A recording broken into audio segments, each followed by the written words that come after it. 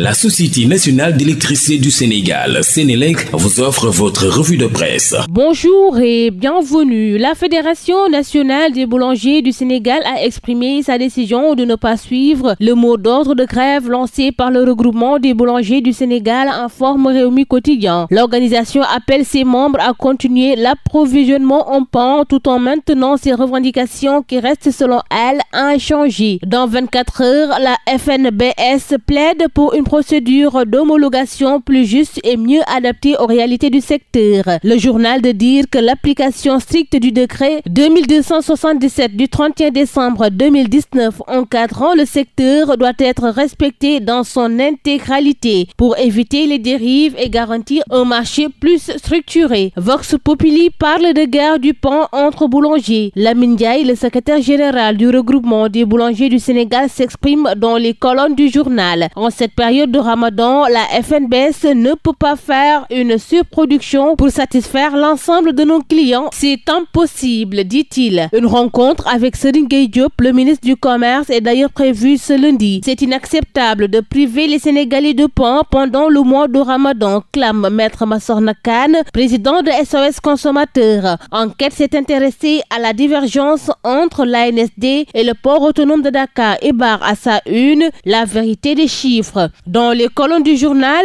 l'on nous informe qu'après vérification, les chiffres de l'Agence nationale des statistiques et de la démographie contredisent ceux du directeur général Waly Diouf Bodian. Ce qui a été publié n'est pas conforme avec le travail de redressement effectué par le directeur général Bodian. L'ANSD explique ses méthodes de travail et n'exclut pas une séance de travail avec le port autonome de Dakar. Le journal a fait le portrait du directeur général du PAD avant de s'interroger un homme de rupture ou de conflit. Le Soleil, Walf Quotidien, Le Quotidien, Sud Quotidien, Source A ont évoqué la nouvelle version du décret sur les pensions de retraite des enseignants du supérieur. L'État signe, le SAES applaudit, selon l'Astre de Anne. À sa page 7, l'on révèle que la signature de ce document était le principal point de revendication du syndicat qui invite cependant ses membres à rester mobilisés pour la satisfaction des autres doléances. Le gouvernement tient une promesse faite depuis décembre dernier et réaffirmée lors de la rencontre tripartite syndicat gouvernement patronat du 27 février passé. Première victoire du SAES, écrit Walf Quotidien. L'État lâche du lest selon la formule du groupe Sud. Le Soukeroukor de Diomaye au SAES, écrit Source A, évoquant le décret sur la réversion des pensions aux ayants droit. Au menu, un régime complémentaire avec un taux de cotisation de 6%, dont 3,6% à la charge de l'État et 2,4% à la charge de l'employé. Le gouvernement s'était engagé à rétablir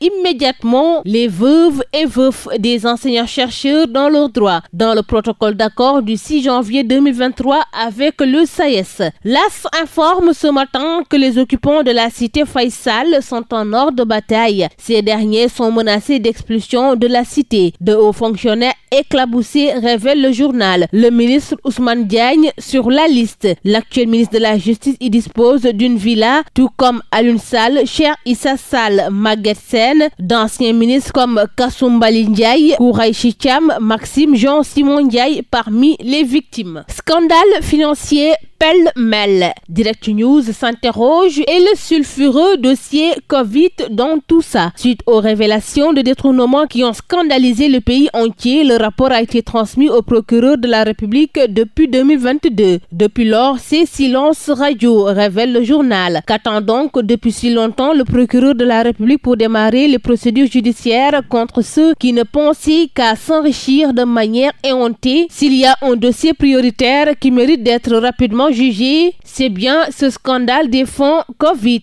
ne serait-ce que pour la mémoire de nos 1968 compatriotes emportés par la pandémie. Selon le journal, le procureur de la République est interpellé pour apporter de la célérité à ce dossier qui dort dans ses tiroirs depuis 2 ans et plus. Le journal L'Observateur s'est intéressé à l'opération menée entre Dakar et Ziguinchor et affiche coup de filet foudroyant de l'Octis. police. Tafa Mada de l'écurie Grand Médine Mbolo tombe. Le lutteur après avoir tenté d'échapper à la police en fuyant et interpellé dans une gargote. Manu Capot du trafic en banlieue I3 de ses lieutenants capturés lors d'un assaut à Grand Mbao. 5 autres trafiquants ont été arrêtés à Mampalago. Le journal évoque une saisie d'un véhicule de transport de pont et des motos utilisées par le gang pour convoyer la drogue. L'infiltration lancée au mois de janvier a permis de décapiter vendredi dernier le réseau alimentant Grand Yoff, Grand Médine, les Parcelles, Gadaye, Grand Mbao et d'autres quartiers de la banlieue dakaroise. Rewmi Quotidien est revenu sur le décès d'Abdou Diouf, directeur général du budget. Le journal parle d'une vigie des finances des publics. Le directeur général du budget est décédé vendredi dernier à la suite d'un malaise. Reconnu pour sa rigueur et son engagement, Abdou Diouf laisse derrière lui un parcours marqué par le dévouement et le professionnalisme. C'est tout pour votre revue de la presse. À vos kiosques et très bonne lecture. La Société nationale d'électricité du Sénégal, Sénélec, vous a offert votre revue de presse.